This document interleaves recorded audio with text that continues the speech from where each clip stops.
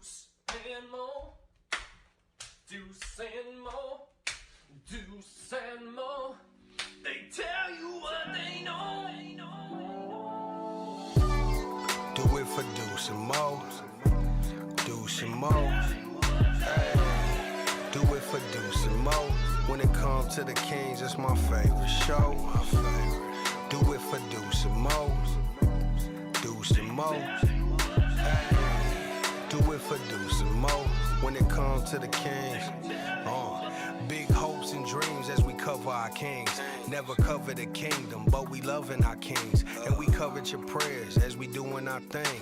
Big Deuce with the par, Lil Mo on the screen. Solo or together, still do it for team. Never switch up for $1 or revenue stream. So we always got each other, balance out the beam. Deuce and Mo, and that's the end of the theme song. Do it for Deuce and Mo. We are live! Do it for Deuce and Mo. Happy Friday night, basketball sickos. It's been a while since we've seen the beam. 9 days, but we are here to talk hoops. How are we doing on a Friday night? To the Kings. Yeah. What up, Deuce? Hey, Morgan. Hi. I'm rooting for you. Yeah. Let's go Kings! The road trip from hell continued Hey. or started tonight in Minnesota. I mean, Goodness. it was fun for 3 quarters. Yes. It was fun for 3 quarters. Give me a hell yeah! You want to see my tea tonight? What do you got? Your tea tonight.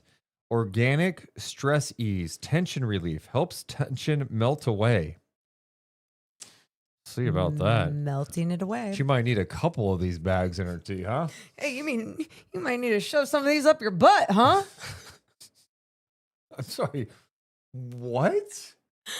I was just being a dick back. I was just saying. Like, 'cause shove them up your ass. I was just But saying. I was being like, But I was just saying, like, because it's a stressful time, not because you are like, my God. Proof there, huh? Get her 3 of these things, huh? hey, shove a couple more of these up his ass, huh? Man. So yeah, we're gonna talk about what went down tonight Hey. in Minnesota. NBA Cup game on that court. Oh, it was so fun. We'll talk about the good, the bad, the ugly, and what's crazy night in the NBA. So we'll have to bring back the return of Who did that? Oh my All right, let's give some love to the people watching us live tonight. If you have not done it yet, hit the thumbs up and subscribe. For those who are joining us, we appreciate you so much because we're doing this a little later than usual. You're going, why are you guys on so late? We were in San Francisco at the NBC Sports Studios for Kings pre and post game tonight. And instead of doing it at the studio there, which is not ideal, we drove back to Sacramento. And here we are live And before 10 p.m. I said I wanted to do it that way so we can hang out with people on a Friday night rather than be like, rushed out, get out of there. No, you're in studio shows in here so much better than the road shows. Yeah. But we got a couple of road shows coming up. Let's give some love to the people hanging out with us tonight, including Mike Mad Dog, who was talking to himself in this chat for like 7 hours Oh, before my the show started. Goodness, hi. Oh, what's up, man? Condola D. Dot, what's up? Highlight. I can't read tonight. Highlight Beyond. Biggity Blake is in the building. Relax into the black. Hey, Morgan, say hi to Aaron. Hi, Aaron. What about Caddy Sack? What up, Caddy Sack? Coach Molly. Yeah, Coach Seattle Molly, Sonic. Seattle What's up, Sonic. Cat? Jack. Who else is in the building? Hey, Relax, who said you guys did great on TV tonight. Aw, Give me a hell yeah! thank you. We had so much Appreciate fun. that. So much fun. Ivy Jaden Man says, love me some Deuce and Mo. Appreciate that. What else we got in here? Yeah, we appreciate you guys. Nathaniel says, yo, Deuce, the suit was looking fly tonight, my guy. What brand was that? I don't know. I put on the suit. I don't know. Go I will look. say this, the difference. I can look real fast. Do you really want me to go look right No, now? Go look later. Thank you. It didn't fit great. By the way, Deuce Mason does not wear expensive suits, okay? But got it tailored. It looked nice. It fit nice. Yeah. Except the one awkward shot you posted of me online where it was a little bunched up in the crotch area. That's you. But those pants, I feel like in that in. I just want to I don't think this is not PG. No. I'm just gonna show the pictures Morgan posted tonight. Okay. Yeah. We'll start with this one. Oh, very nice. Cute. Oh my god. A little too much leg there, huh? Hey, all right. I was okay. behind a desk. Then she shows off. Yep. I go in PJs after. Cool. Oh, one of us. Oh, okay. Not what's going on here. A little bunched up. Great shot of Deuce here. But then, of course, someone decides to like zoom in. I mean, this is just like that feels violating. Why did you post that? You know? I mean, that's the shot in every shot. Like, what do you want me to do? How about change yourself? Yeah. Do your pockets differently, you know? That's all My bad. Yeah. And she only pointed it out online because she put stunning. And every single time someone says that and they're not talking about you say, about me? Well, I honestly thought it was about you. Yeah, it was about me. Someone on the chat says that Dirk just mentioned the Kings roster. What did he say? Let us know. What else do I need to talk about here? Oh, before we start, and I'll mention on the podcast later, if you guys don't know, highly recommend after this show, tomorrow, this weekend, go to the Sacramento Kings YouTube page. We sat down with Neat Clifford, the Kings rookie, to talk about his journey to the NBA, conversations with Deuce and Mo, the latest episode. Dude, he's an easy guy to root for. It's so easy to root for, so fun to talk to. And yeah. About 28 minutes, well worth your time. So about 28 minutes. Yeah. Timing it out for people. Yeah, so people know what they're getting into. You know what I mean? Yeah, get into your weekend conversations. All right. Anything else we should get before we start? Happy Friday. Let's have fun. Someone else saying, you guys look great tonight. Oh my God. You know what it is, you guys? What is it? My haircut. Oh. That's a fade. Ooh.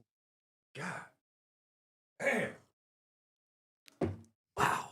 All right. Let's have some fun. Yeah. Deuce and Mo, we're coming down in 3, 2, 1. Hit my music. Deuce and Mo.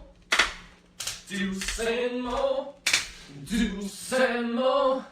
They tell you what they know. Deuce and Mo. Deuce and Mo. Deuce and Mo. The podcast that you know. Welcome into the Deuce and Mo podcast. Recording this on a Friday night. The Kings embarking on the first of a 5-game road trip. And it started in Minnesota tonight at the Target Center, an NBA Cup game. Kings coming off a disgusting effort last game against the Hawks that had Doug Christie losing his mind. What was in store? Well, we saw a change to the starting lineup. Dennis Schroder moved to the bench. Westbrook insert as the starting point guard. Got off to a sluggish start. The bench came in, made it interesting, and we had a game. Sacramento played a good first half. It was tight at the half. Kings were down 1 going into the fourth quarter. And then the fourth quarter happened. The Kings offense went stagnant, turnovers, missed shots. And what do you know? Minnesota takes over in the final frame, beating Sacramento tonight 124-110. The Kings have now lost 5 in a row. Yeah. They're 3-10 on the season. This podcast is always presented by our friends over at Centivo Vineyards and Winery. I'm Deuce Mason.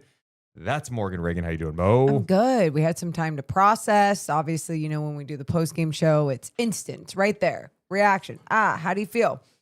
And even when we were processing on the way back from San Francisco tonight, you know, it's funny because we get in these, God, there was 3 good quarters though.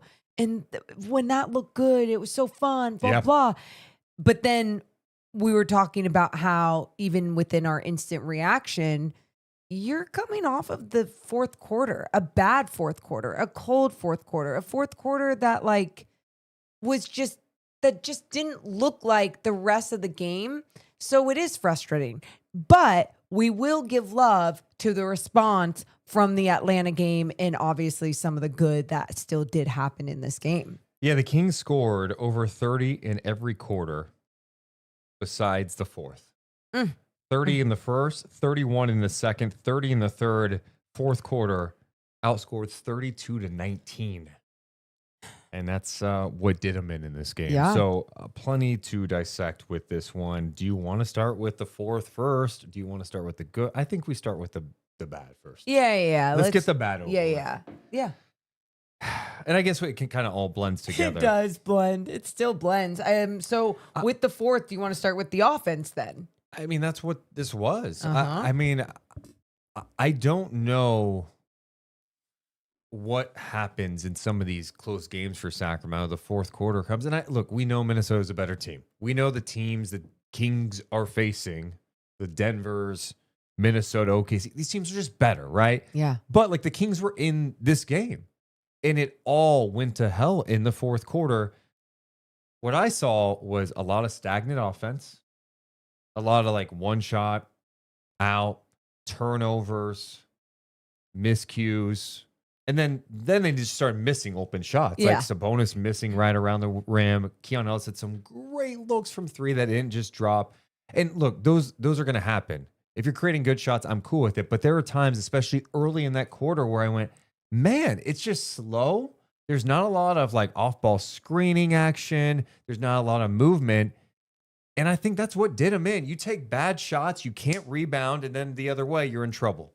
They finished the game with 21 fast break points, and the fast break points looked really good in that first half. It's 12 in the first half. 12 in the first half. And I say why they looked good. It just felt like the game was flowing the right way for the Kings. They were getting stops, getting the ball out.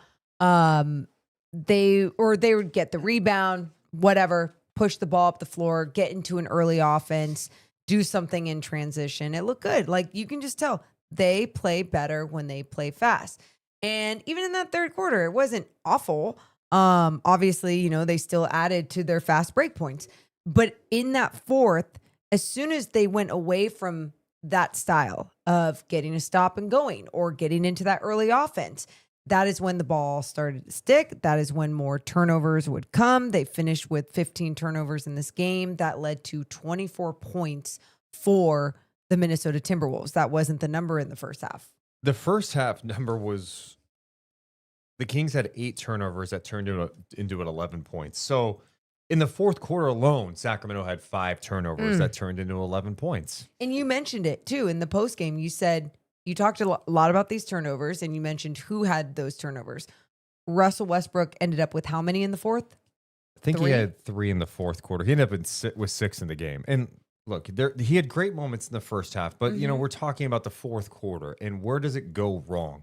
I think part of this too is it's so easy to point at rotations, but like we all do it as fans. And for me, the one striking one was one that I saw to start this game.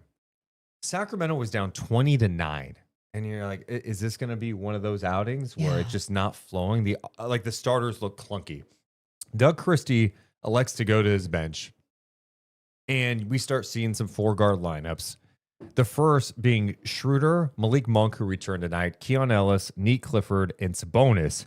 And then they took Sabonis out and put Eubanks in. So basically Schroder, Monk, Ellis, Clifford with a big out there. And that got Sacramento back into this game. It was an interesting little adjustment, and it was fun because that group came out and they were just flying around. I'm seeing Keon Ellis be a pest defensively. 4 steals in this game. Yeah, and a couple of them during that sequence in the first quarter. Like Sacramento looked like they're going to be dead in the water, and all of a sudden they're getting stops. They're flying around. And I guess my point to it is, especially, it doesn't work for every game, but with Sacramento right now, it seems like they go up against these other teams, and they're just more athletic at the 4 spot than any 4 that the Kings are putting out there, whether that's starting Precious or putting DeMar at the 4. So in some cases, it's like, well, are we going to be non-athletic and not get the rebound, or should we just be smaller and be athletic and just fly around? In that group, Morgan, you saw it defensively. The help was there. Oh they my were God. pushing. And then I thought offensively, it allowed the Kings to space the floor. And all of a sudden, Schroeder is getting good looks. He's knocking down shots. He's feeling good. He had 14 points in the first half. Oof. He had 14 points in the previous 4 games combined. I liked what I saw from that 4-guard lineup. We never saw that lineup again in the game. Yeah. After seeing it through stretches in that first quarter. We didn't see Neat Clifford in the at second all in the half. second half. He No. played 7 minutes in this game. Is that the difference in the game? I don't know. But here's what I do know. They faded down the stretch. It got stagnant. And I think Doug did lean too heavily on like the core guys in the second half of this game. How many times have I been saying throughout the offseason as well, you got to trust your depth. You got to trust the other guys. I didn't even think I was going to see production like we are seeing from these other units, especially when you're comparing it against the first units at times, even in the last 2 games in the first quarter against Atlanta. Same thing happened. Started off shitty. Second unit comes in. They get them back into the game. And then it just goes in a whole different direction. This game, same sort of thing happened. Obviously, different bodies, different unit, different rotations. It was Schroder coming in off the bench. But still, like, things were working. And I'm so with you. I'm not sitting here acting like, yeah, don't play any of the other guys from the starting unit as soon as shit goes bad. And, oh, you got to play Nick Clifford the whole game, or you got to name that person, play more minutes. No. I'm not even saying that. It's going to depend on the matchup. But in this matchup specifically tonight, when you have other guys off your bench creating successful things on the floor And playing how you say you want to play. them to play. And, right? like, you gotta flow with it. And I know it's so much easier said than done for me to sit here and say that when you have players with the names of DeMar DeRozan, Zach LaVine, Domas Sabonis. I mean, I'm just like naming, Russell Westbrook, whoever. I get it. It's going to be hard making those decisions, but you're 3-10, and it's not about just trusting the guys that have had the experience and know what to do out there in these late game moments. It's about trusting your instincts, your feel of what you see as successful right now with some of these matchups in these games. Malik Monk comes back tonight. He plays 15 and a half minutes. Nick Clifford ends up 6 minutes, 43 seconds. Eubanks plays 6 minutes, 37 seconds. The 2 heavy minute guys off the bench, Schroeder played 28. Keon Ellis, it was good to see, play 22 minutes tonight. But yeah, I guess my point is I'm not understanding why you couldn't put out that same lineup in the third quarter again and just to see what it looks like.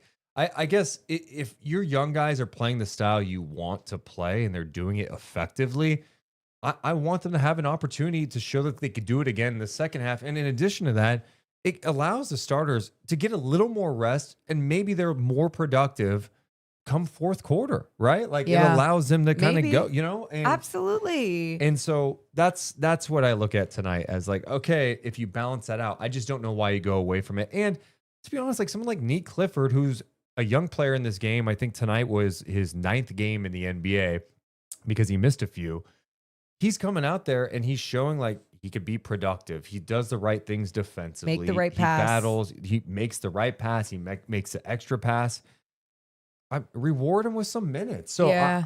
I knew it was going to be different with Malik back in the fold tonight because it's another player you're adding. But I was left going, I did not understand why those guys didn't get more run. Yeah. No, I'm with you there. And especially when the team is where it's at. And I understand that you have to deal with a lot of different personalities and relationships. I get that. But you also have to look out for yourself, your job, your reputation, all the different things. It's a lot to juggle. And I say this saying it's Doug and the coaching staff at times where it's like, I'm looking for a little bit more of that type of balance. But yeah, I hope look, in that last game against Atlanta, Doug went off and was like, if we don't get this shit, then like they ain't playing kind of thing. And we were like, okay, well, after he says that, we need to see some change. We saw some change, and the change led to some good, but the change only lasted so long in the game. I would say too, look, if we want to just talk about response, basic response, the team was either going to respond one of two ways tonight. They were either going to be like, man, Doug, screw you. Like, we're just going to do whatever we want. You know, we're a broken team, blah, blah, blah. Or they were going to come out and compete tonight. They competed. Yep. And I'm glad they showed up. So glad You know, they it showed can't up. just Oh be my a God. one-game thing, but they showed up. And I thought even defensively, they did some solid things at times. There's still going to be mismatches. They're still going to have problems. They try to throw some different looks at Ant, blitzed him a couple of times. Some of it was effective. Then they had Keon go one-on-one. That was a little bit challenging. You know, Ant got it going in the third quarter big time with like 15 of his points in that quarter, ended up with 30. But I thought I appreciated like how hard they were playing tonight, which is such a low bar. Like we that should not be the bar, right? No. But the last 4 games were so That's disappointing it. with how they played for the There most you part, at go. least 3 of the 4 games besides Yeah. the Denver game, that you wanted to see like a little bit of life from this group. And after the slow start in the first quarter where they're down 20-9, they did respond. And one of the guys who I thought responded in a huge way was Sabonis. Sabonis came out aggressive. I thought putting Westbrook in the starting lineup definitely helped him. Oh, yeah. Westbrook, I think, had 8 assists in the first half. 6 of those were to Sabonis. Yeah. And it was in a variety of ways. Sabonis was doing such a good job cutting, timely cuts, rolling hard to the basket in Yep. pick and roll situations, stopping in the short roll with a Yeah. little Oh floater. my God, Like, that was such. I was like, this is the Sabonis you need to see. I don't know if he's feeling slightly better with the rib, but whatever it was, he definitely was impactful, at least through 3 quarters. He was so much smarter with his shot selection, and especially going up against Rudy Gobert. We saw that last matchup, not even in the Atlanta game. Let's go to the matchup against Minnesota and Rudy Gobert. It was like Rudy dominated him. And that's fine. It was going to be a tough matchup, especially him, his health, like just not having a lot of help down there. Sure. Whatever. But it was still a dominant performance by Gobert. Sabonis's response in this game to show his own type of dominance, which was just to adjust his game, still being strong, still trying to power through, get him with his chest when he can, all the different things, while also adjusting where he was going to shoot on the floor at times. Him in that short roll in the middle, so open at times. Gobert couldn't come out. Especially when Gobert is like roaming around looking to Yes. block shots. And if your Yes. guards are putting pressure, there's other action going on. And like he's going to have to help because Westbrook's putting pressure on the paint. Yeah. Well, all of a sudden Sabonis with a timely cuts, getting the ball, and then Gobert's recovering late, and Sabonis is jamming on somebody's head. And that was a breath of fresh air because Sabonis has not looked good this season. He has not had a good season. This was a breakout game for him through 3 quarters. He ends up with 34 points, 11 rebounds, took 24 shots. Yeah. No, it was, I loved seeing how aggressive he was being. Now, the only shitty part about talking about his great game was he was non-existent in the fourth quarter, you know, and that's again, it's a But little bit they weren't doing the things that they were in the first 3 exactly. quarters. I was to just get about him to say going. that was everyone. Yeah. And it was like everyone working together is why he was also seeing success, right? Because the ball wasn't sticking, because they didn't have to rely on him and just the DHO action or something weird, you know, where they were just going back to that. And it felt like they just went back to that same style of basketball instead of going back to what they were doing in that first half. And it didn't even feel like Minnesota was necessarily putting on a different type of pressure or defense to take them out of their game. The Kings started playing so slow. Mm-hmm. They started playing so slow It in was the on half them. court to start, and going slow against a team like that. And that's Oh, why I'm like, yeah. are the Kings gassed? And I know Katie brought up on the broadcast about them looking tired. I'm like, I mean, if they are, that goes to my point again, where it's like, then Yes. play your bench more. Like, you don't have to play DeRozan 34 minutes in a game. You don't. Like, especially when he's not super effective. Like, dial those minutes down. Make him a 30-minute guy. He's 36, 37 years old and doesn't move the same. It's okay. Like, he could still have an impact out there. You have other guys. And so I don't know. Those are the opportunities that I look at that were missed. I thought even Precious tonight, you know, I've liked what he's brought, but again, you're asking so much out of him. You're putting him in the starting lineup, and you could see like his athleticism against the size, whether it was like getting switched on to McDaniels or Nas Reed or Randall. You're like, yeah, he's having a tough time staying with these guys. Yeah. Like, I mean, we already know he can run the floor and get out if you need him to, be strong, but you're exactly right. His athleticism, there's things that were just exposed, you know, and that's what we're going to see a lot of times with a lot of these different matchups. Same thing with the Hawks. Like, okay, what's exposed? What's the Kings' biggest flaws? their size, their length, okay, against Minnesota, a lot of the same. But then when you do see a lot more good in a game, what really was exposed was just like, oh, okay, minute distribution again. Because when we've seen better minutes for some of these players on this Kings team, I feel like you just see a better flow to the game throughout the entire game. So Doug Christie elected to change the starting lineup tonight. Mm-hmm. We've seen a ton of different starting lineups, but this was one that we had not seen, and that is Dennis Schroder coming off the bench. So Schroder goes to the bench. Russ starts. I thought that was the right call.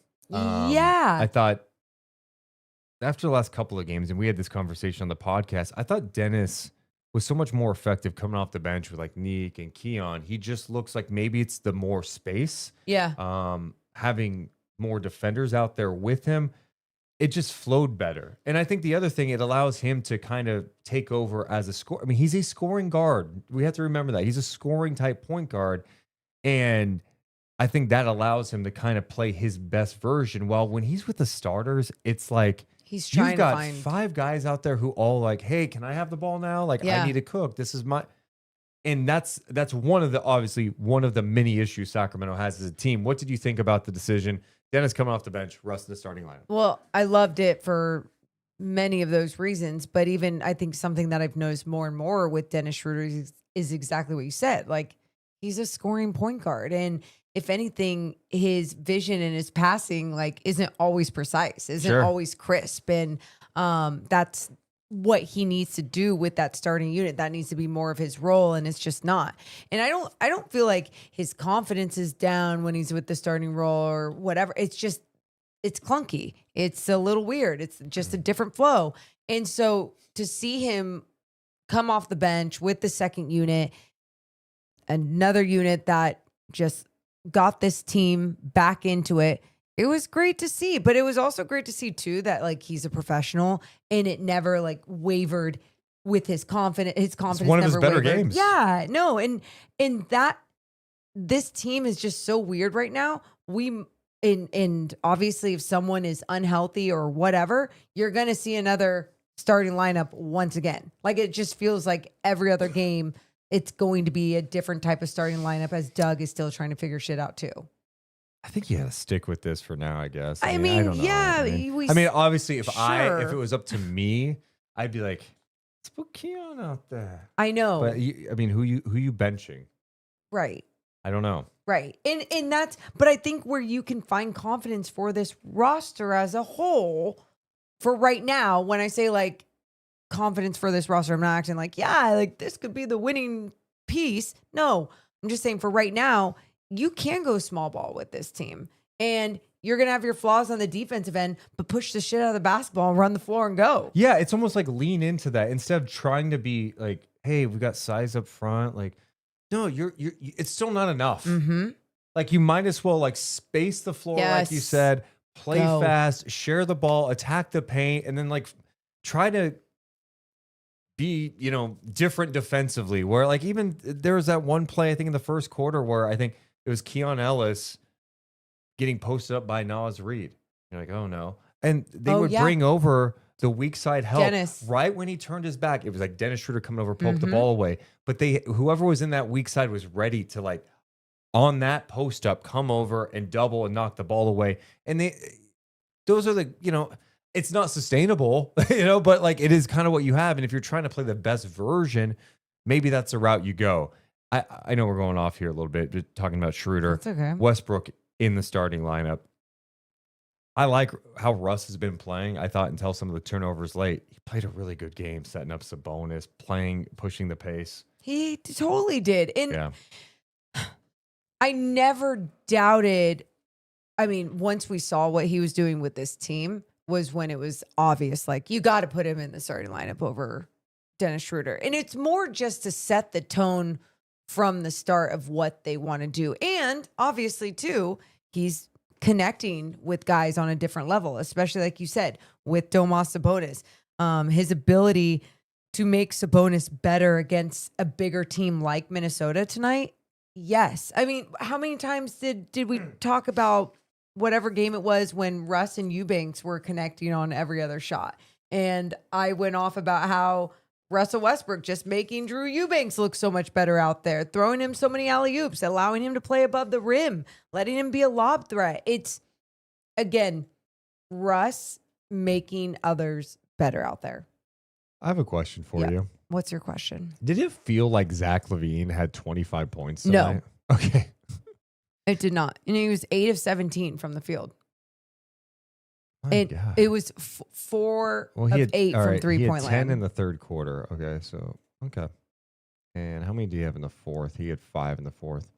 Had some free throws. Yeah, it's when it went bad late. I'm like, can they just run something for him? Yes. Get him flying off some staggered screens, or they'll run some Spain pick and roll every once in a while. And I don't know. It just I don't know what happens to them late. And if they just go, you know what, Dude, it's all right. Let's get to DeMar and let him cook. I think it's really just them not being disciplined and not being a good team. Yeah. Like we can't, they have so many good individuals, but these individuals, they're all, what do you always say about them? Like they're miscast. Like they're just Yeah. That's literally the story of the Kings over the years. has just been miscast guys. I Uh-huh. mean, think back to like someone like Buddy Hield. Buddy Hield, Not be a starting. he was a starting two-guard. shooting guard Yep. playing like 30 plus minutes a night for Sacramento. Well, what do you know? He's better as a guy coming off a bench in 20-ish minutes a night. And hey, some nights when he's rolling, you play him a little more. You play him too much, it bites you. Miscast. Yeah. Like even on this roster right now, it's like I feel ya. And that's it's like people are burying Sabonis like he's like a bum now. It's like, well, no, you know what it is? Like if you have Sabonis on your team, the supporting cast needs to have shooting, right? Yeah. Spacing, Yeah. length. You don't have that on this team, It's like, whoa, oh man, DeMar DeRozan can't guard. It's like, yeah, it's even more exposed when you're miscast. You don't have the supporting staff around you. Yep. Even when Harrison Barnes was here. oh my God. People dumped- just it's like, well, shit on him. and Harrison it's Barnes like, isn't a bad player. He's just No. miscast. And what do you know in San Antonio? They're like, oh, he's a good, solid vet. It's like, yes, because you're not counting on him to score 18 a game. He's got rim protection behind him. They've got a team. And so that's just the story of Sacramento is just over the years, miscast. over the years and even with this team. And that's why, so when you asked, like, Yeah. what is it about the fourth quarter? I talk about discipline and whatever else, but I also believe that a lot of these guys that get to end up playing in those minutes go into a different mindset of what they've done all of their lives in their careers of the role that they have been in. Yeah. And they have to go back to what was working in the first quarter. And I mean,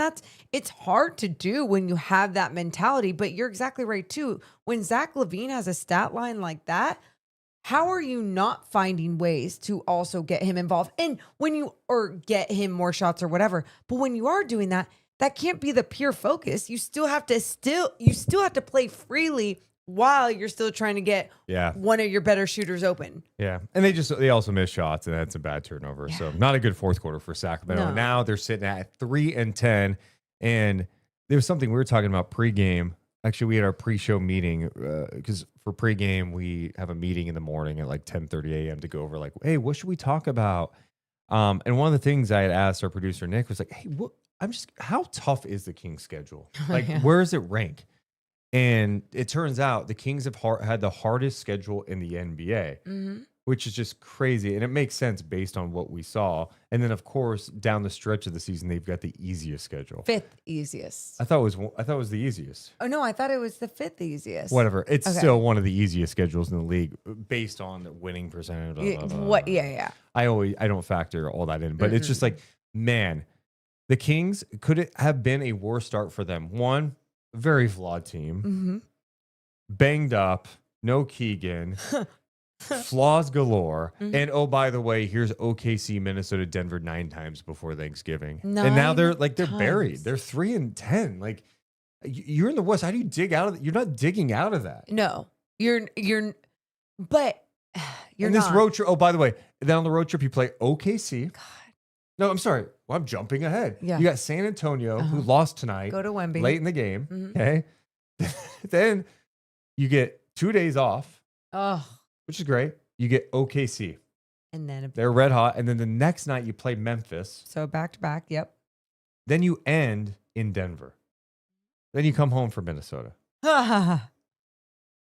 It's Tough. Yeah. It's so tough and it's so bad. And again, what makes me sleep better at night, I think, is my expectations of this team going into this season was pretty much this. Yeah. I thought that we would, what we saw like in the first 4 games, that type of losing where it's like, man, they're losing the right way. Oh my God, I'm not even upset.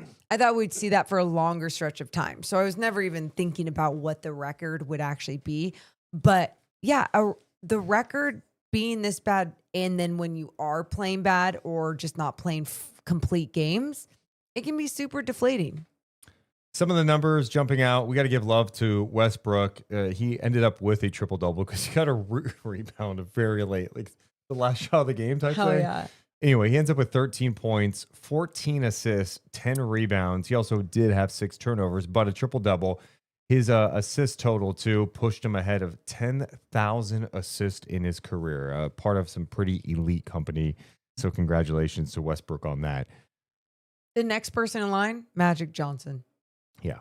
That's pretty wild. Morgan made me feel like shit on post game because we're talking about Westbrook, and this is what I have a tough time doing on these post game shows because we weren't trying to do fluff right there. I'm not saying we're doing fluff. Yeah. My point is, it's like, hey, we're highlighting Westbrook's 10,000th career assist, and we're like talking about his game, and I'm like, yeah, but the turnovers like were just tough, and it's like I'm not trying to take away from it, but that just happened in the game. I was trying to, I was fine talking about the turnovers, but I wasn't ready to talk about that. I was like, let me like get a moment to talk about his connection with Domas Sabonis first, and Deuce just goes straight into, yeah, but those turnovers late in the game. I'm like, I know, but 10,000 assists. Can we like, let's just soak that in for like 20 more seconds, bud. But it was funny. It was funny. I've enjoyed the Westbrook experience. Me too. I really have. In this type of year, yeah. Well, thank God. Seriously, what? Like, where would they be? Like probably 3 and 10? Not where would they be? We needed the spark to get excited about. It's not even about like, oh, hopeful that he can help everyone on this team for years to come. But what does also make me happy, I love that Nick Clifford gets to be around a vet like him in his developing years. So I think that shit goes such a long way when people have someone like. Speaking of Nick Clifford, by the way, I just want to promote this during the show. We did this on the pre-show, but we sat down with Nick Clifford. Conversations with Deuce and Mo. You can check it out on the Sacramento Kings YouTube. I also tweeted out a link as well. But it was a really good conversation with Nick. We talked about his journey to the league, what he's learning about his rookie season. He talked a lot about Russ as well. So check that out. Super sweet dude. Yeah, so Russ ends up 10,000 career assists. Fourth quarter numbers, Sacramento had 19 points, 8 of 24 shooting. They had 5 turnovers. Minnesota also in the fourth quarter had 9 second chance points in the fourth. That was tough to see. Oh, wait. The number I liked in the first half, the Kings points off of Minnesota's turnovers. Minnesota had 18 turnovers. Kings had 25 points off of those. That's what they ended up with. But in the first half, it was even better. Like they were just capitalizing off their mistakes. So strong. Still finished strong, but yeah, I was happy to see them not get crushed with fast break points after what happened last time against Minnesota when they gave up 30 plus. They only gave up 8 fast break points tonight. So, we were looking at the transition defense. I went back and watched their transition defense against the Hawks. My God, it was atrocious. Yeah, I don't even know. Embarrassing. It was really, really bad. And even in that Minnesota game, it was really bad. In fact, the last 3 games coming into tonight, they were giving up 25 fast break points a game, which would be last in the NBA. And it was basic stuff like not getting back, not stopping ball, not communicating, right? Like you mind-numbing stuff. Yeah. So you definitely saw an improvement with that tonight. The ball movement, like you said earlier, ended up being good. They ended up with 32 assists. I like that number, 32 assists on 41 makes. Love that. And obviously that had a lot to do with first half, third quarter.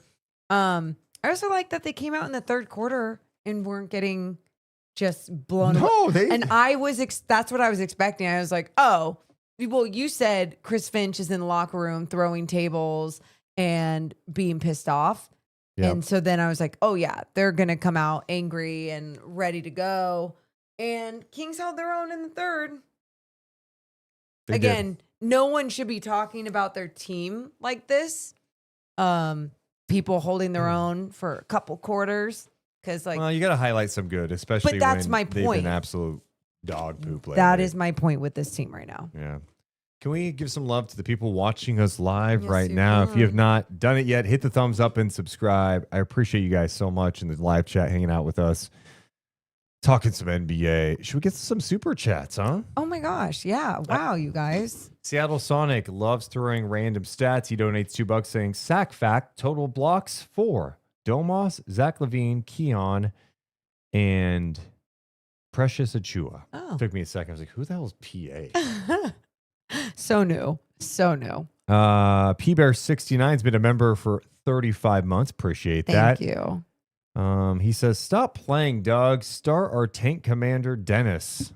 I mean, they did lose tonight. They did lose. I can't get on board with dude, just start the worst lineup possible. I mean, they're losing anyway. Yeah. Just play the young guys a little more for sure. Lavish Savage 916 donates $3. Appreciate that. Thanks. Cats donated $5 saying the floor needed someone to run a Geiger counter over it.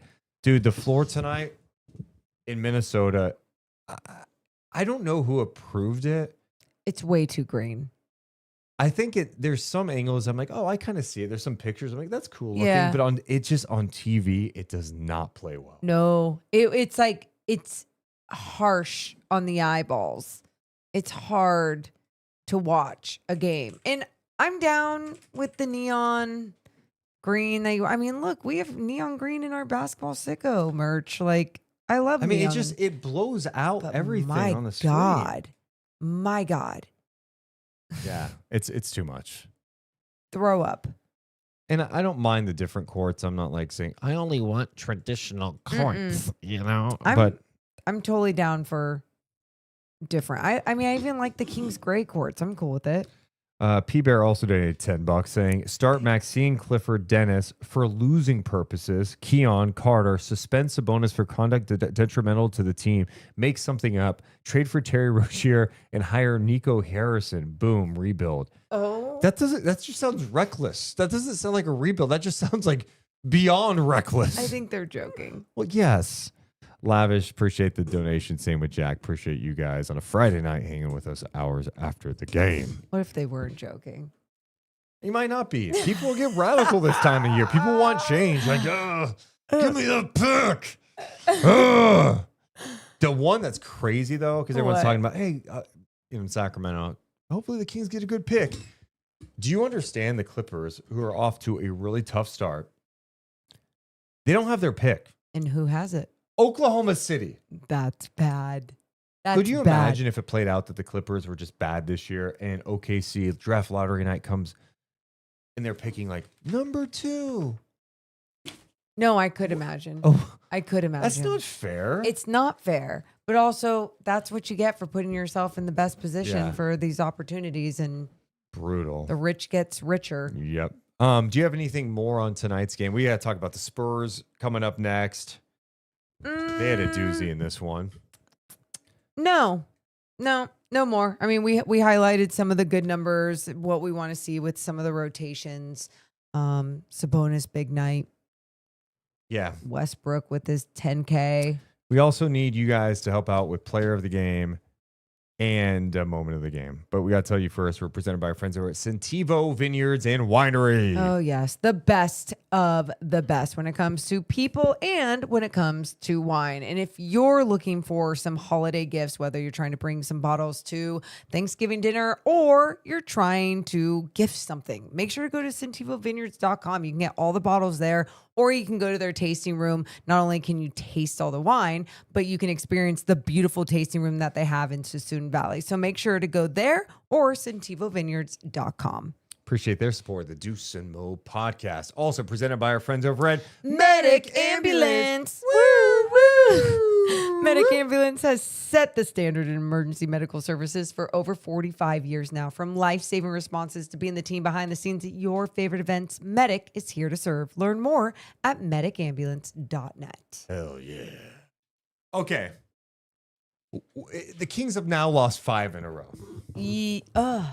5 in a row. They're When you 3 just and 10. say it, it's like, "Arr." The beam has not been lit in 9 days. Oh yeah, we got to get our sign up. I think we're gonna have to get a counter up, put a sign, how beamless nights. Yeah, and you just like put each day, the a number of days. beamless night. How's it go? Lay here You're sleeping. sleepless, the beamless night, waiting for you. There's no victories when you're not shining. That song is just like extra sad too. I think a little bit. It kind Yeah. of fucking hurts. I mean, even thinking of some of the songs you did in the past, like you want to. I want to like feel joy, but like last year you did Big Purple Beam, right? Big Purple Beam. I'm gonna keep on looking at the big. By the way, purple that was beam. last year, and they'd won 7 in a row. Oh, That was right after Mike Brown got fired. That feels like it was 7 years ago, right? Like not last year. That was last year. That was last year, dude. Last season. That makes me sick. And then Show Up and Like the Beam was, I'll never forget it. We debuted it the night of Kings Bulls when DeAaron hit the game winner in Chicago. Remember that? And we did. And he's, I'm effing nice. That was the one. And that was when we debuted it. And we did it live. And now, like, and no, the music has died. Is that no, what they're saying? no. The music has died. It hasn't died. It's just not there. Deuce has literally been like, do you have like a song coming or anything? I'm like, you got to feel it from within, man. You got to feel inspired if you're going to sing a song. And you can feel inspired, win or lose. I want a holiday album, you know? Maybe Christmas time will bring, maybe December will bring some holiday You don't cheer. understand where I am at. This is the earliest I have felt like it's Christmas in my life. Oh, in a good way.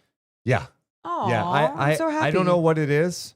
I have embraced it as like, you know what? No, it's time. And maybe because we have busy schedules. Yeah. And December is like, what is it, December? Dude, December happens way too fast for us. I finished my Home Alone Lego set last night. Oh my God, yes. You thought I was joking, dude? Over I did not think you were 4,000 joking. pieces. Over 4,000 pieces. Look at this, dude. How long would you say it took you? Well, you want to get real for a second or no? I mean, yeah. So 2 years ago, you remember this? I started this in December a couple of years ago. Yeah. I was so excited. And then Carlin, little pup Carlin, who's asleep down here, he had the slip disc and needed emergency surgery, went paralyzed. And like I only did like the lower half. Okay, so like the base. A little bit, not the complete base, but Okay. a lot of it. And then I stopped doing it. I didn't do it last year. So it's kind of emotional to bring it back out. And Yeah. then I finished it. So how many hours? I don't know. And can I just say this? People are like, Legos, how old are you? Do people? I highly recommend, whether it's a family thing or an individual thing. You know what it made me do? It made me get off my phone. And I was just like focused on this like little puzzle.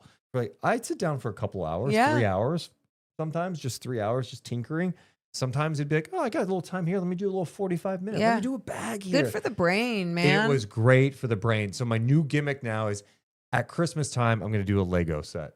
Okay. Are you A going to Christmas related one. Are you going to do another one this year since this Yes. one was kind of like Yes, but it won't be as massive. Dude, the detail too, like first of all, I fucking love Home Alone.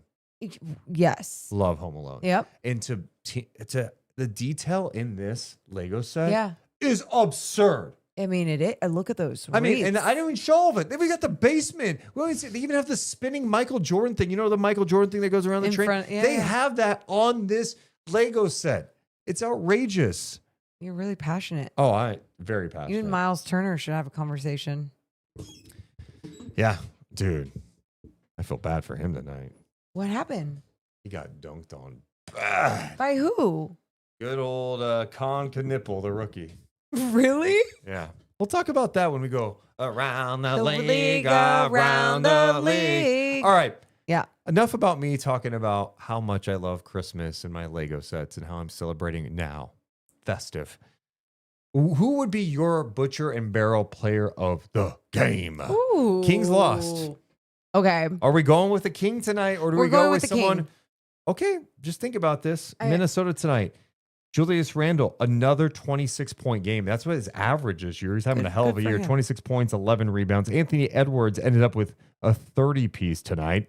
Dante DiVincenzo, the former King, 20 points. He was 5 of 10 from 3. He should have been a King longer. No. So okay. irritating. So good for them. Okay. With a good response and enough good quarters, I'm going with the King. I'm going to go with Russell Westbrook and just him reaching that 10,000 club Okay. of assists Great one. members. I did pick a King tonight. But I not did him. not go with Russell Westbrook. Oh, okay. Okay. I did not go with Dennis Schroder. Well, that's fine. I went with the big man tonight. Domas Sabonis. Hey. I'm using that picture from, I think, a couple of seasons ago because Wow. tonight he played like that guy. Ooh. 34 points and 11 rebounds, 14 of 24 shooting for Domantas Sabonis. He had 3 assists as well in this game. And yeah, it was refreshing to see him look more like himself again because we haven't seen that this year. And I think part of it is the roster construction. Part of it, he's dealing with a rib thing. Part of it, he just hasn't been good. Yeah. I mean, that's just the reality. So for him to do that, again, I acknowledge the fourth quarter, not good for anybody with Sacramento, but he came out with like a force. What do you have at halftime? I think he had like 21. Was it 21? I think he was over 20 at the half. 24.7 Hell yeah. rebounds at halftime. Yep. Being dominant, being active, being in the flow of the offense, Yep. adjusting his shot. I agree. Okay. He can be our Butcher and Barrel player of the game. Yeah. And you should go to Butcher and Barrel before every single Kings home game. And you can go for away games as well because they have a pregame deal, $38 for a Wagyu burger, a shot, and a beer. And it's a great atmosphere. But even if you're not going there for that, you guys, it is delicious. We have been there multiple times. Fantastic steak dinners, fantastic everything. You got to go check Butcher and Barrel out today. They're right next to the arena. Yeah, check them out. Appreciate their support of the pod. Yeah, Sabonis definitely stepped up. Someone said Sabonis played hard tonight for sure. Yeah, it's not often you question like Sabonis's effort level, but man, last game against the Hawks, to be honest, it was not everyone, but the vets, I saw it big time. Even Westbrook watching the game back, I'm like, Not getting back. Not getting back, Yeah. not contesting Sabonis. It just looked like all these guys reached a breaking point. And I'm sure it's tough right now. Even tonight, although it was like a better performance through 3 quarters, I think they're beat up mentally. And it sucks. I think a lot of these guys are playing out of position right now, which makes it even more challenging for them. Yeah. They understand that the offense isn't flowing because of all these guys with similar play styles who need the ball. It's not ideal. No. And I think being at that point of your career, handling losing this much, it's going to be a challenge. It's going to be hard. How you handle it, though, will tell so much about you as a player, how you finish off your career, all the different things. So, I mean, all these people can do is just kind of grow and learn from it because it's not going to get much better right now. I would love to know your J Street Dental moment of the game. I was thinking about that. I'm like, do I even have one? I'm sure I'd. Oh, when Anthony Edwards had that nasty jam down the middle of the paint, threw it down. Do you remember that one? Yeah, but that's your moment of the game. What's yours? I don't know. Right. What about when Nick had a beautiful pass to Drew Eubanks and he got blocked by the rim? Wait, did Nick have the wedgie tonight? Nick did have a wedgie tonight. He had a wedgie tonight. In the first quarter, Nick had a wedgie, and then Nick had it was just a beautiful dish to Eubanks. Look up below. That was Boom. well, Blocked by the rim. he kind of got pushed by Rejected. Rudy Gobert a little bit. Sabonis had some nice jams. He did. I'm trying to think. Is there a moment? Does anyone else have a moment? Dear God, can Someone in the chat saying Keon's back-to-back threes in that first quarter. Yeah, that was fun. That was fun. I'm not kidding. One of my favorite defensive moments was the one that we showed when Keon was on Naz Reid, active with the hands. And then Naz Reid has to look down at his handles as the help is coming, knocks it away. I think that was Dennis Schroder that ended up knocking it away. And I think Keon went like this. I think he like pumped his fist and was like, yes. It was just a cool moment because I think he was happy with the help. He did his job on ball. I mean, I just think I'm thinking about writing that down on this and going, we're going to look back and be like, that's our moment of the game. Okay, well then freaking you write the moment. How about this?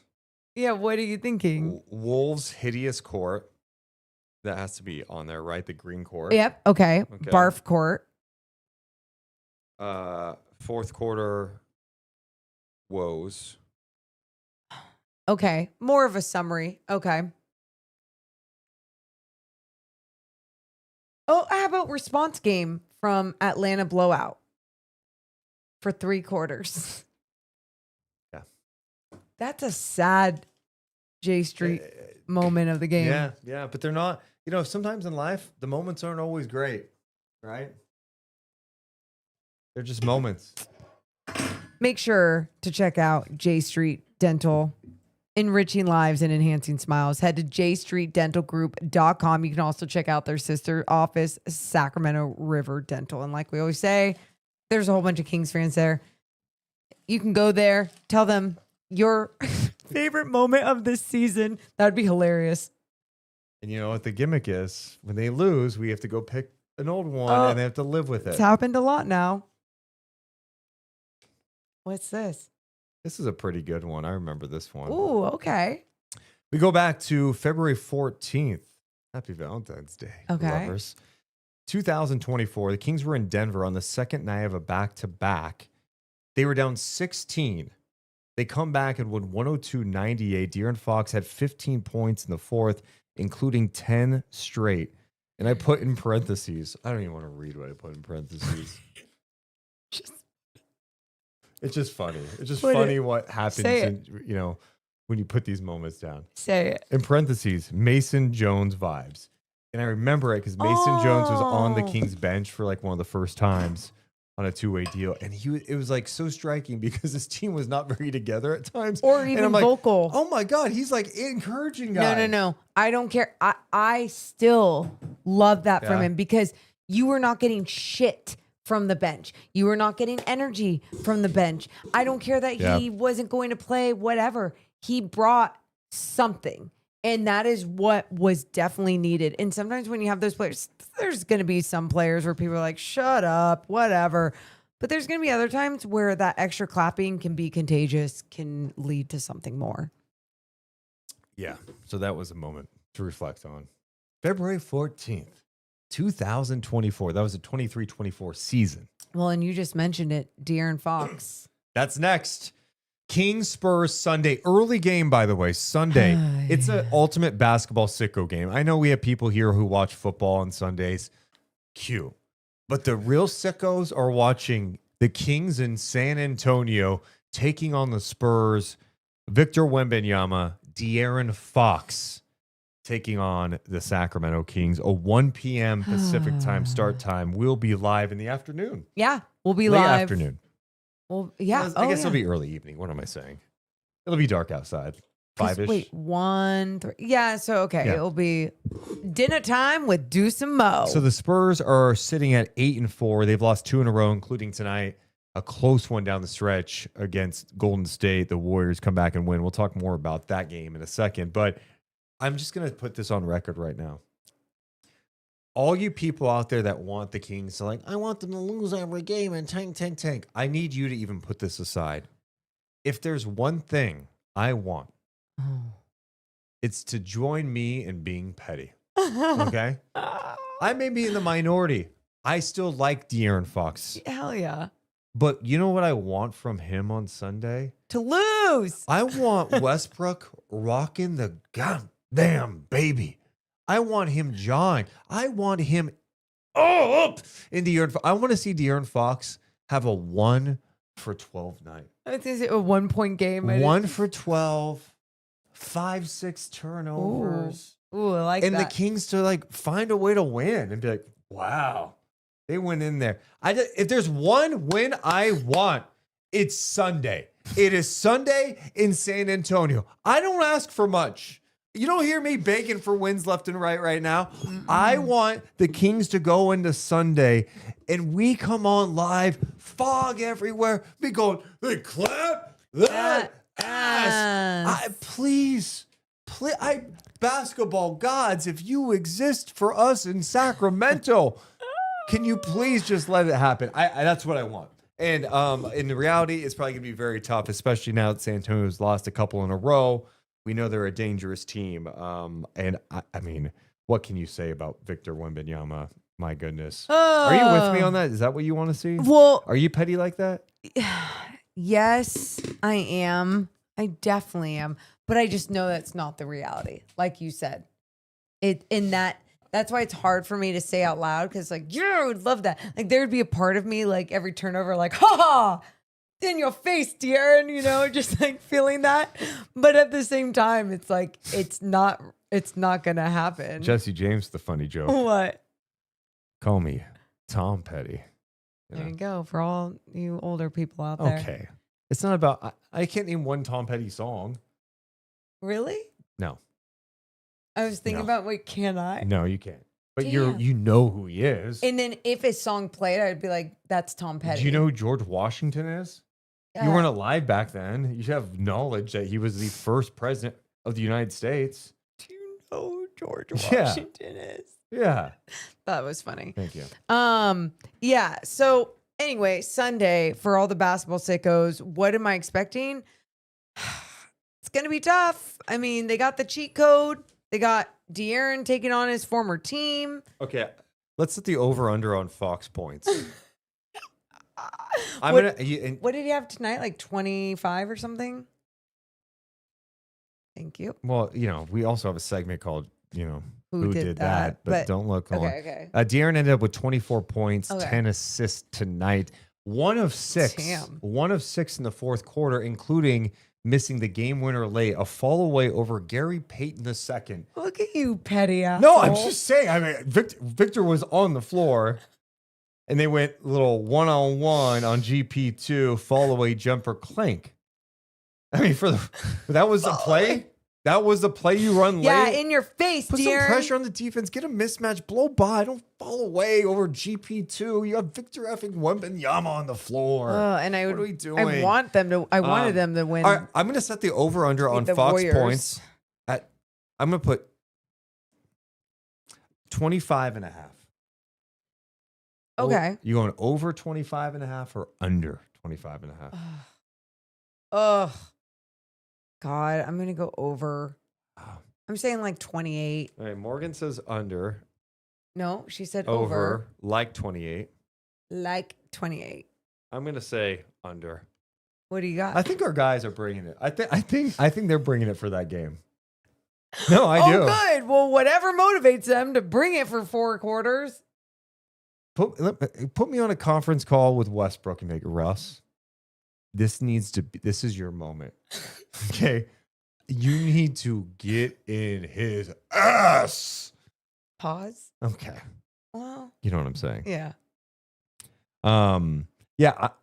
What do you even do about someone like Victor? I mean, in general, even if you had size, you know what I mean? He's just a freakazoid. You just be physical with him. I mean, He and Draymond got into it tonight. I know. Kind of dunked on Draymond, and he wouldn't. I like that he looked down on Draymond. Well, he had to look. Yeah, it's so funny how he has to like go head to head. He has to like get his head way down there.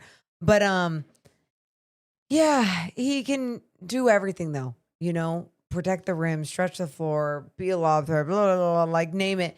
So it's be physical with him when you are boxing out. But then when he's on the outside, do not disrespect him. Make sure your hand's in his face.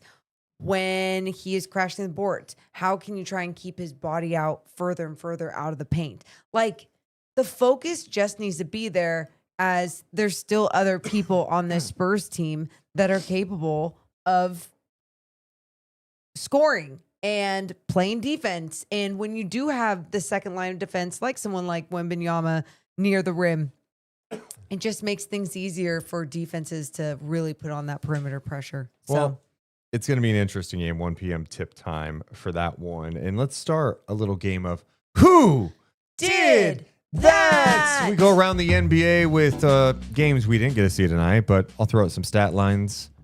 You tell me, who did that? We'll start with Golden State, San Antonio. We mentioned the Warriors won 109-108. 49 points on 16 of 26 shooting, 9 of 17 from downtown. Who did that? I already know that one. Who is it? Steph Curry. Well, Steph Curry did make history tonight, Morgan. He has tied Michael Jordan for the most 40-point games after turning 30. Wow. 44th 40-point game since turning 30. That's pretty impressive stuff. That is. That's really impressive. Other numbers from that game. DeAaron Fox ended up with 24 points, 10 assists. He had 4 turnovers, 1 of 6 in the fourth quarter, including the missed game winner. What? I didn't know if Just you heard that. Throwing that one out there. Not on courtside, but... Victor Wembanyama, 26 points, 12 rebounds, 4 assists in the loss for San Antonio. Man. It was a game that they probably felt like they should have won. All right. Yeah. Next game, we're talking about Miami taking on the Knicks. Jalen Brunson out with injury right now, so Deuce McBride got the start. Oh, my God. Do not look, because I love when we got some good Who Did That. I am not dropping just one. Okay. I'm not dropping 2. I'm dropping 3. 3. Who did that? All right, the first one. Let's start easy. Okay. 39 points, 11 rebounds in 38 minutes for the Knicks tonight. 39 points, 11 rebounds. Cat. Ding, ding, ding. All Yay. right, ding, ding, towns. Okay. That is easy. And the next one, off the bench, 36 points, 12 of 19 shooting, 6 of 12 from 3. Off New York's bench? Yes, it's off the Knicks bench. We got like who's that shooter? Landry Shamet? That's it. Yeah, that's Wait, it. is it? It is. Landry Shamet ended up with 36 points. Who else did they have off the bench? Jordan Clarkson would have been a good guess. Okay, He had 24 points off the bench tonight. Okay. Landry Shamet with 36. That's- Josh Hart also.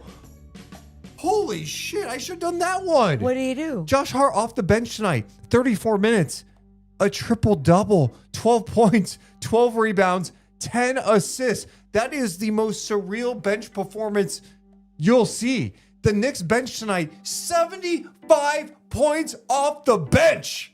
It's impressive. Wow. And with no Jalen Brunson. But guess what? What? We're not done. Okay.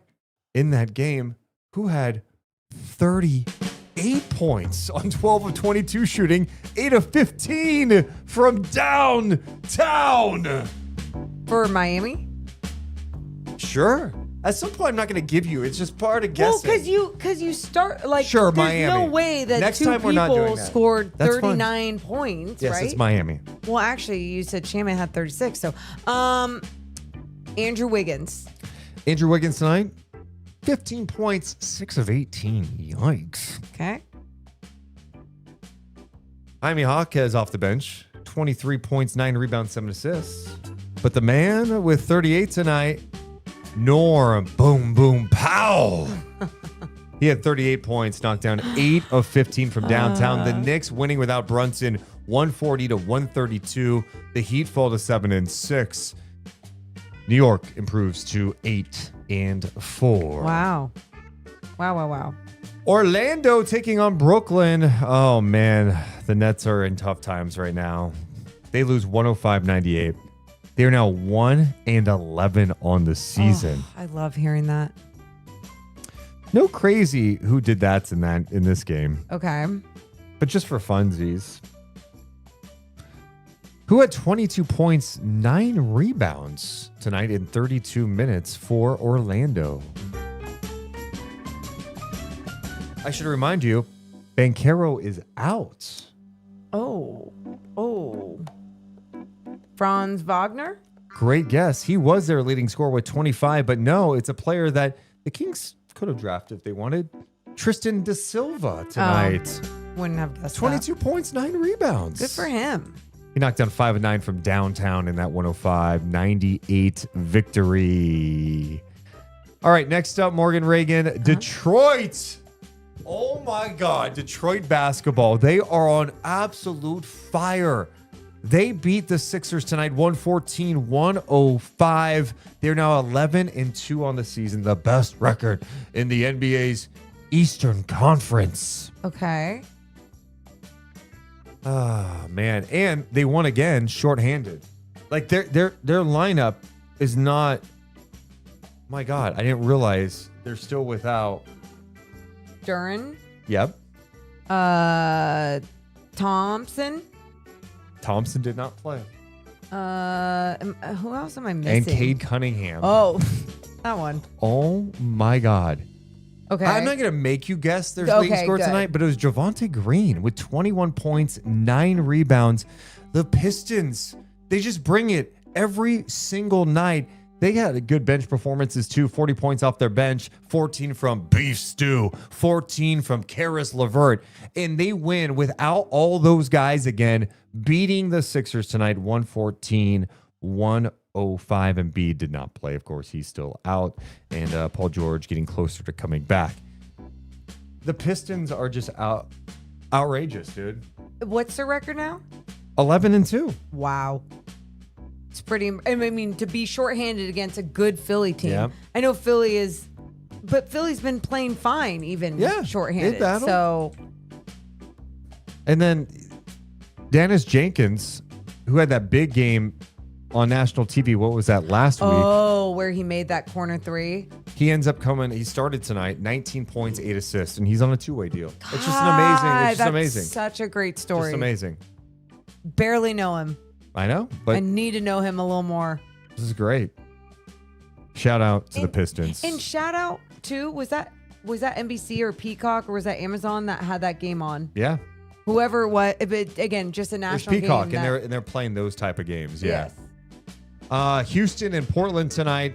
The Rockets all over the Blazers, 140-116. Before we play Who Did That, Blazers assistant GM Mike Schmitz was at the last Kings game the other night. Kings and Hawks. Makes you go, what's he there for? What's he looking at?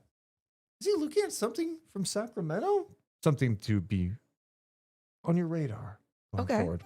Let's get back to Who Did That. It was Houston over Portland, 140-116.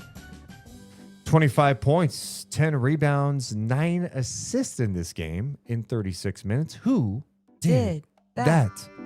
Alperen Şengün. Yes, he did. Yay. Ding, ding, ding. But that's not all. Who had 30 points, 5 rebounds, 3 assists tonight? Amin Thompson? He had 19. It was actually Kevin Durant, the old man, 30 bomb tonight in the win. Forgot about him.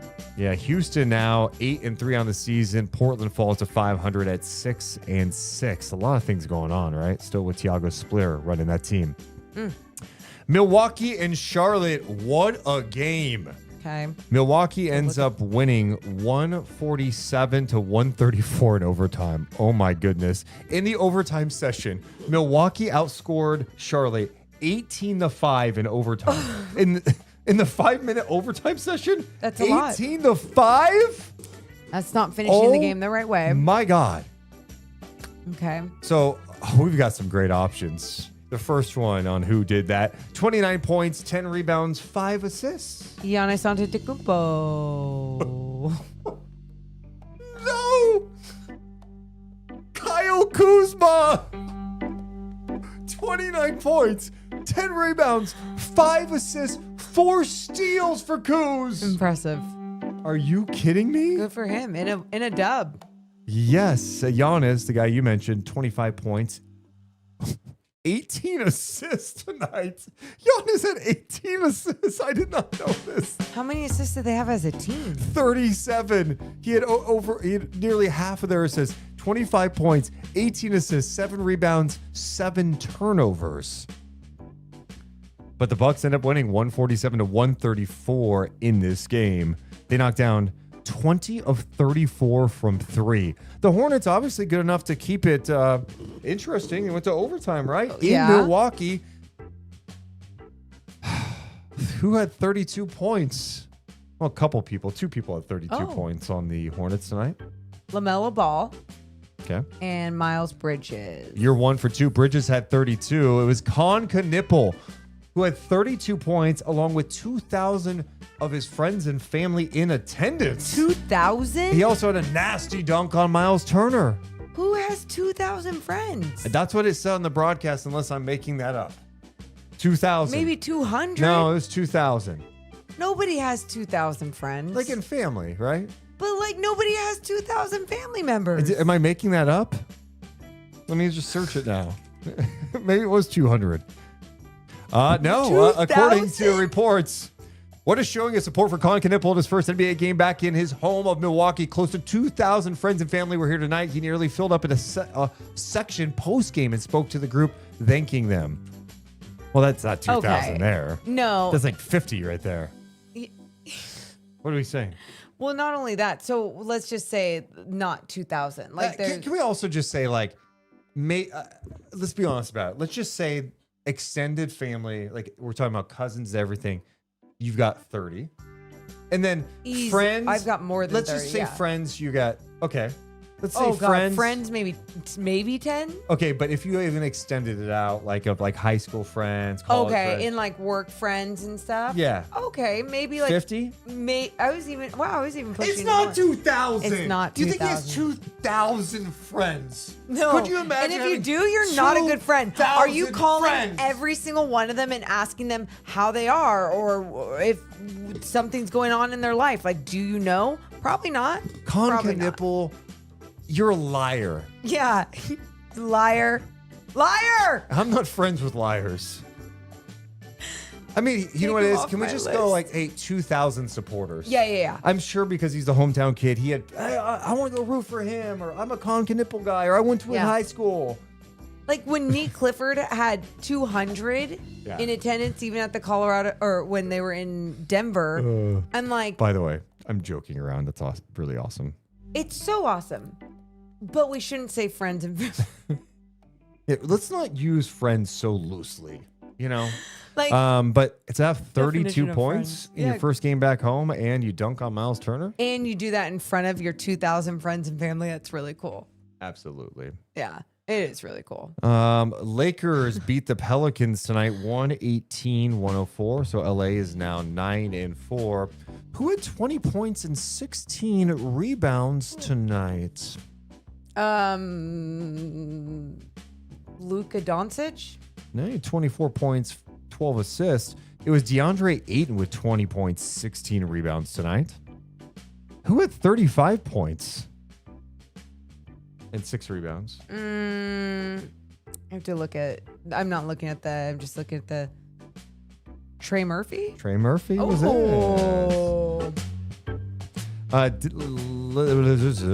The other LA team, the Clippers, taking on Dallas. This game went to double OT. My goodness.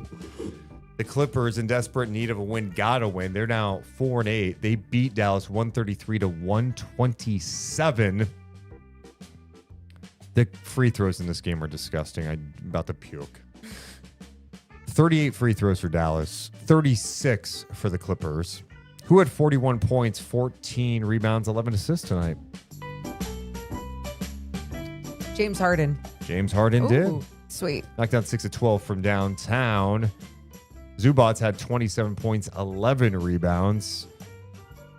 Who was the leading scorer for Dallas tonight? 28 points, 8 rebounds, a couple of assists. Cooper Flag. Great guess. No, Cooper, 16 points. It's Kings killer, Najee Marshall. Oh, Love that guy, that's a good dude. one. 28 points. Off the bench tonight, D'Angelo Russell said, knock, knock. I also had 28 points. wow. What's crazy is D'Angelo Russell had 28 points, but he was 0 for 6 from 3. Wait, He also had 7 turnovers.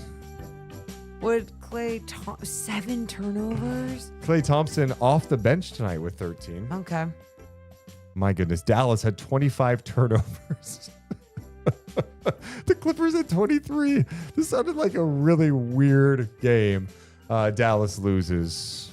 They are now 3 and oh my God. Dallas has the same record as the Kings. What losers? They have Cooper Flag. 3 and 10, dude. They have Cooper Flag. 3 and 10. What was your reaction to the news of the Mavs firing Nico Harrison? Like I knew it was going to happen at some point. And I just think the weirdest part is when people are sticking up for Nico Harrison. And when I say that, like some of the pieces coming out, like he was the scapegoat, blah, blah, blah. At the end of the day, if your job is the one that is supposed to be trading people, drafting people, whatever with these players, and your owner is forcing you to do things, you either get up and you quit and say, not on my reputation. Again, easier said than done, but like I would not want that on my resume. Or you take it how it is. And I just feel like with all of this going on, I think it's so weird when we try to act like, oh, poor him, scapegoat, even though it's like their owner sucks, like all that shit, right? Yeah, I mean, part of being a GM is you've got to deal with agents, players, A lot. coaches, and owners. You've got to be able to have the ability to communicate effectively with all of them. Yep. You have to have the ability to manage up. And I think your point is it. Like, I'm sorry, even if the owner comes in and says, hey, I'm sick of Luka, we don't want to pay him, trade him. I'm going, no, and here's 8,000 reasons why. And if we're really going to do that, we need to open it up and allow people to bid on what is like a generational level talent. And not doing that, I don't care. You don't have an excuse for that. That is my point. And like, I know this is like such a different level of things, but because as a broadcaster, like you're front facing, certain things can be on your resume. And I remember if someone ever asked me or a company ever said like, you have to interview this person. And it was like against my entire world and integrity to talk to this person, to interview this person or whatever, I wouldn't do it. Like I wouldn't do it. And guess what? I would take the coward way out first, take a whole bunch of laxes, say I'm shitting my pants and be like, yep. I'm sorry. Out of all the things you could come up with, I take the calories way out. Maybe I'm feeling sick. No. You're going to put yourself through it. You're going to take laxatives and go, sorry, I have to My dad and I, we were talking about this because I was like, yeah, I would just say I'm sick. And he's like, well, what if they don't see you sick? I'm like, okay. And so like I kept thinking of things that would make it so it would actually be able to be the worst thing ever. I would do anything to not be in that situation is my point, because that will not be on my resume. Well, so and Nico here's the Harrison reality. should have done the same. It's on him, okay? But even if it's not on him, you know what? Yeah. That's what your reputation. It's on your resume. And Forever. it's going to prevent him from getting another head job in the NBA. Yep. It's not happening. I mean, it would shock me if that happened. And I shouldn't say that. And 2 years from now, he's in Sacramento. Oh, no, but no, no. you just don't know. I mean, but based on like, you go back to when he was a Nike executive, the story of how he totally mishandled negotiations to land Steph Curry. And then Steph Curry goes to Under Armour. Now he's leaving Under Armour. And then this stuff, I feel so bad for Dallas fans. Yeah, because I do too. I do too. you did get lucky and got the number 1 pick, but it doesn't take away from the fact that like you had this guy, and not only did you trade him, you traded him for a player that is constantly injured. Yeah. And as talented as Anthony Davis is when he is on the floor, he's never on the floor. Yep. And that stuff matters. And so like it just and then it was like Nico's response after the trade, it was just so out of touch. It was so out of touch that it's just infuriating that people running a sports team that fans will do anything for. Yeah. Literally do anything for. They spend money on, they watch, They give their heart, idiot their time. podcasters. Yeah, like idiot podcasters on a Friday night. that talk about shitting their pants. Yes. And you make a mistake that is just like franchise altering. Yeah. And you got so lucky by getting him because we passed up on this guy. Dude, It's so like those decisions that are made, it's not just sports. It actually can impact an entire city. And especially and you're so right about this. I know. There are fans that became Dallas fans because of Luka. Mm-hmm. And the second that happened, they stopped being fans. There are kids who might have been Mavs fans for life that are no longer Mavs fans for life because of that. And I know in basketball, change is inevitable, but the way they went about that trade, the way that they handled it after, it was bad. And it's a shame that it had to go into this direction, into this season. And I think there's probably some relief that he's no longer there. It needed to be done, but it doesn't change the fact like the damage is done. And now you have to. It's on his name forever. And that's, I mean, of course, people like will feel a certain way about like the ownership and everything too, because that had to be signed off on. And that was even said, like, oh yeah, like I ended up, it was presented to me and I signed off on it as well. But it's like at the end of the day, no matter what happened, it's like that role, that job for that person, Nico Harrison is the one that did it. So, and if you're forced into it, quit, fire, or take lax. I blame him because he decided to do this trade, and now it's led to like some of the people's conspiracy theories. You kind of go like, well, it's just like I haven't heard any. Oh, all the conspiracies of like, wow, the league was orchestrating like getting Luka to Dallas, and then in return, yeah, you get AD, but we'll also give you the number 1 pick. Oh, I mean, it's just like, and Nico, you want to be like you walk away with 10 mil, and you want to like go, that definitely didn't happen. But it just sucks that even you have to have like a second thought, like, yeah, what? He had like a .something% chance to get the number 1 pick. So now he has empowered the conspiracy theorists to another level. Kind of funny. Man. Kind of funny. Oh my God. Someone says, shouldn't the Mavs owner get heat as well? Didn't they sign off on the trade? Oh, absolutely. I mean, yeah, absolutely. And he did get heat, but yeah, and of course he gets heat. But the reality is like he's there. And the one thing is when you're a basketball executive, excuse me. Okay. Yeah, I coughed, Morgan. What do you want? I want you to breathe and then talk. Sometimes you can be the worst teammate. Just not talking on a podcast. Oh, I thought you were like trying to force yourself through the thought. I was allowing you. You have a basketball executive to make basketball decisions.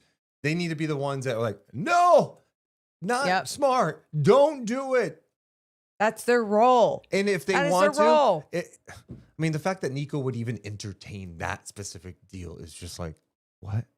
You should have gotten 800 first-round picks and a player back. And like, what are we doing here? Yeah. And even how it was done, where it was just done so quickly. Don't even put it out there because you didn't want to piss off any agents, anything. Blah, blah. Like, for sure. I somewhat understand trying to be as secret and quick as you can be because you don't want it to get out. But man, when you have the golden ticket like that, you should shop around the entire NBA and see what else you could get. Something else we did not talk about because the Kings got blown out and Doug Christie ripped the team the other night.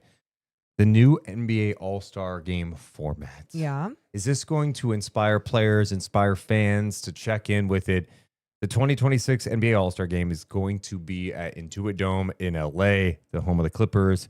They're going to have 2 teams of U.S. players and 1 team of international players known as the World Team. They will compete in a round-robin tournament featuring 4 12-minute games. The 3 teams will each have a minimum of 8 players. So in the tournament, Team A will play Team B in Game 1. The winning team from Game 1 will take on Team C in Game 2, followed by the losing team of Game 1 beating Team C in Game 3. After Game 3, the top 2 teams by record will advance to face each other in a championship game, Game 4. If all 3 teams have a 1-1 record after Game 3, there's going to be a tiebreaker with point differential, blah, blah, blah, blah, blah. But the end result, you're still going to have 24 NBA All-Stars, 12 from each conference will be selected. But it's going to be international versus USA, world versus USA. Do anything you can to try and save, I guess, All-Star game. I don't know, Deuce. I'm like, and there's a big part of me that's just like, sometimes you got to just, well, I mean, I guess they are evolving. This is them evolving. And I think it's trying to tap into the fact that there are so many international stars in this league. Look at the MVPs recently, right? That will play hard.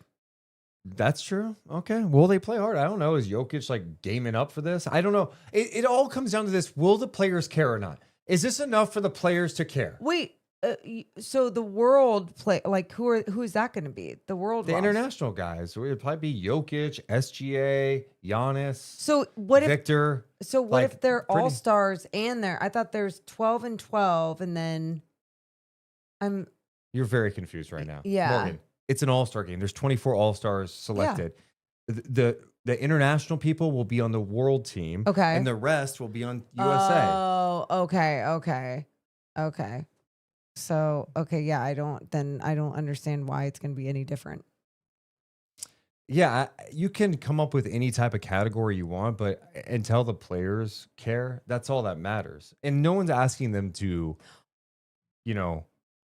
approach it like it's Game 7, but also don't approach it like it means absolutely nothing. And that's what they do, because when you make however many millions you make per minute, or, hundreds of thousands per minute, whatever, when you're playing in a freaking NBA game, why are you going to do that here? Like, that's just their mindset. Why would I even risk getting injured? Like, I'm worth millions upon millions of dollars. Like, I'm not going to do something to my ankle for this. Last year's game in San Francisco was just so Awful. atrocious. Awful. I don't even remember the format because it was just so bad. It was just like we were there and it was boring.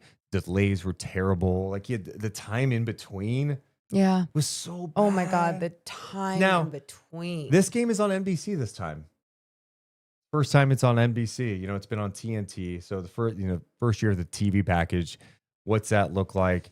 I don't know. I'm hoping for the best, and hopefully the players buy in. I want it to be entertaining, but I don't know if this is it either. So we'll see. I'm skeptical. So if it's not, like, what do they do for, like, is All-Star Weekend just become like a fun weekend, and then they do, like you get rid of the sit-downs game or something? You get rid of the game and do weird contests.